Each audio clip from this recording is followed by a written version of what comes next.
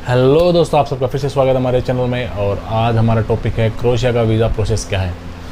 मतलब जो अभी इंटरव्यू का मैंने काफ़ी अभी रिसेंट ही वीडियो आपको डाला है, आपने देखा कि कैसे क्या इंटरव्यू होता है और कैसे क्या अपन क्लाइंट से हैंडल करते हैं, जो भी इंटरव्यू कैसे हैंडल की जाती है। देन अभी मैं आपको बताऊंगा कि क्या प्रोसीजर है कि आप क्रोएशिया का वीज़ा जो क्वेरीज़ क्या रहती है कि नॉर्मली क्वेरीज ये रहती है कि कैंडिडेट्स इंटरव्यू दे देते हैं, देन उनके पास ये नहीं पता होता कि अब क्या प्रोसेस है, डायरेक्ट वीज़ा आएगा या फिर डायरेक्ट क्या है, कुछ ऑफर लेटर, मतलब कुछ प्रोसेस का पता नहीं रहता अपने को कि क्या है एक प्रॉपर जो रूटीन क्या है जो वीज़ा की।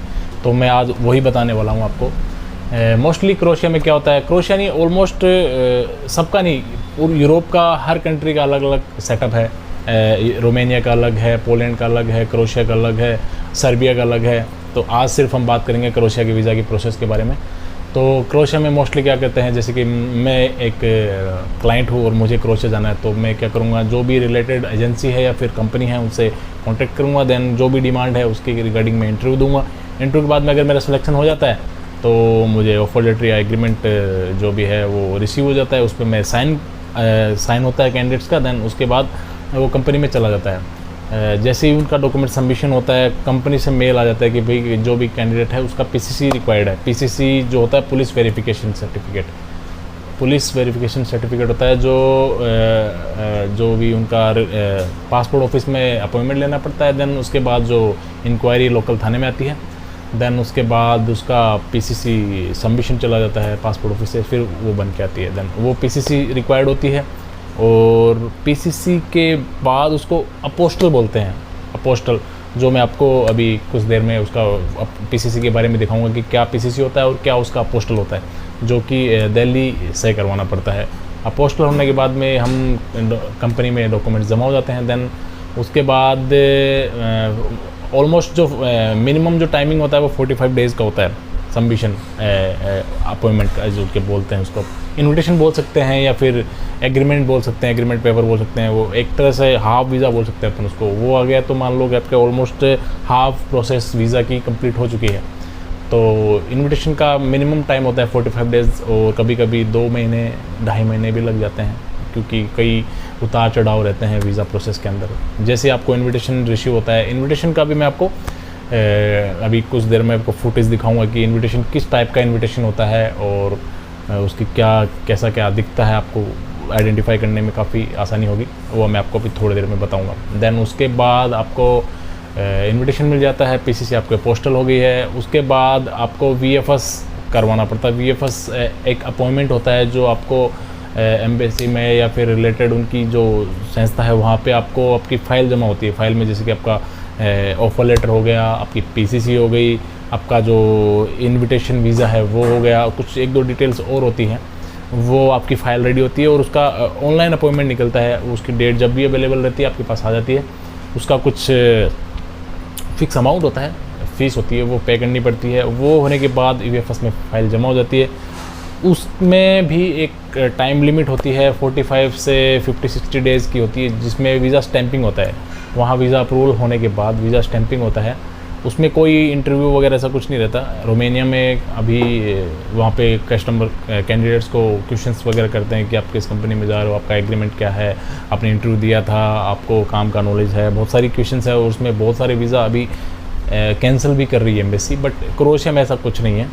क्रोएशिया में सिर्फ कैंडिडेट को फाइल जमा करानी पड़ती है। देन उसके बाद उसका 45 मिनिमम 45, उसके बाद ऊपर भी टाइम लगता है, 70 डेज़ 80 डेज़ तक लग जाते हैं। बट वो डिपेंड करता है कि भाई एम्बेसी या फिर वहाँ की संस्था को जो अगर प्रोसेस में है तो कर देती है। कभी कभी क्या होता है वो बिजी रहती है तो उसमें थोड़ा टाइम लग जाता है। देन स्टैंपिंग होने के बाद उसमें फ़्लाइट का 40 डेज़ 45 डेज़ समथिंग कुछ डेट रहता है। मतलब 45 डेज़ के अंदर अंदर आपको स्टैंपिंग मिलने के बाद आपको फ़्लाइट करनी ज़रूरी है। अगर आपने 45 डेज़ तक फ़्लाइट नहीं कराया तो आपका वीज़ा हो जाता है कैंसिल, स्टैंपिंग आपका कैंसिल, आप उसके बाद फ़्लाइट नहीं कर सकते हो। ये है क्रोएशिया का स्टार्टिंग से लेके एंड तक का प्रोसीजर। 45 डेज़ के अंदर आपको फ़्लाइट करना है, भले ही आपका लास्ट डे ही क्यों ना हो, कोई इशू नहीं है इसमें, आपको फ़्लाइट करनी है। देन उसके बाद आपका आगे वीज़ा जो भी है उसका कोई आगे दिक्कत नहीं होता। बट 45 डेज़ के अंदर अंदर आपको इंडिया से डिपोर्ट करना पड़ता है।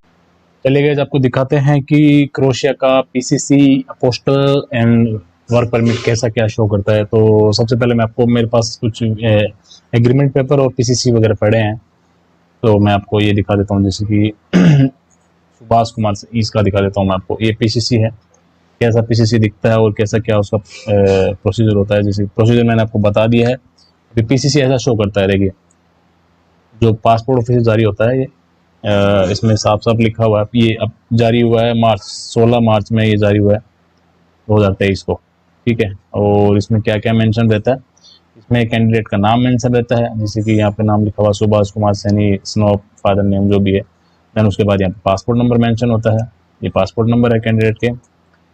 देन उसके बाद आपको यहाँ पे मिल जाएगा उसका जहाँ का भी पीसीसी होता है, जैसे कि यहाँ पे क्रोशिया का है। तो ऐसा, इसमें एक चीज मैं आपको बता दूं कि ऐसा कोई सिस्टम नहीं है कि आपने पीसीसी क्रोशिया का करवा लिया और ये कहीं के लिए भी वैलिड होगा, ऐसा कुछ नहीं है। जहाँ भी जिस भी कंट्री को आपको जाना है, आपको हर कंट्री के लिए अलग से पीसीसी जारी करवाना पड़ेगा।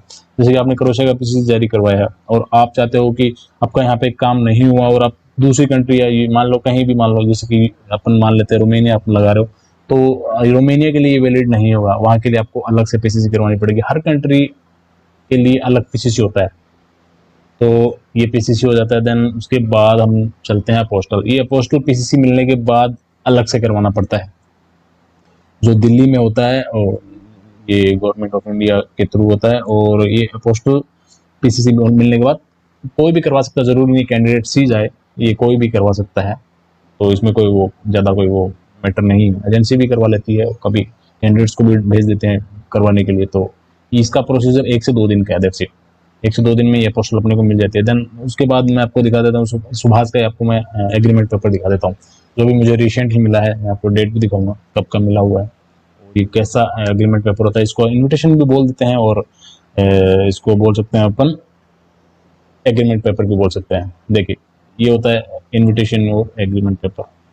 इसमें ये सुभाष कुमार सैनी इसका नाम मेंशन है। तो ये अभी इशू है 21/7/2023, मतलब 21 जुलाई को, ये 2 दिन पहले ही ये जारी हुआ है, ठीक है ना। और इसकी वैलिडिटी देख सकते हैं, ऑलमोस्ट 1 ईयर का वैलिडिटी होता है इसका। ऑलमोस्ट 1 साल के अंदर अंदर अपन इसको प्रोसेस कर सकते हैं। इसके बाद जैसे ही अपना एग्रीमेंट मिल जाता है, इसके बाद अपन वीएफएस फाइल जमा होती है। वीएफएस में फाइल होने के बाद उसका कुछ अमाउंट लगता है, जैसे कि मैंने आपको बताया था, कुछ अमाउंट पे करना पड़ता है। उसकी कुछ फिक्स निर्धारित डेट आती है जो वहीं से जारी होती है, उस डेट पे अपने को जाना पड़ता है, फाइल जमा होती है। उसके बाद 45 डेज के अंदर अंदर, और 45 डेज से अपर भी लग जाता है, ऊपर भी लग सकता है। तो लगने के बाद वो अपने को बाकायदा हर चीज़ का मेल आता है, जिसकी वीएफएस में फाइल जैसे अपना अपॉइंटमेंट के लिए लेते हैं, तो हर कैंडिडेट का एक अकाउंट बनता है। आई होप गाइज आप सबको हमारा व्लॉग अच्छा लगा होगा और जो हमने इन्फॉर्मेशन आपको दी है वो आपको कहीं ना कहीं आपको हेल्प करेगी आपके फ्यूचर के अंदर, जो भी आप क्रोशिया के लिए लगाना चाहते हैं वीज़ा।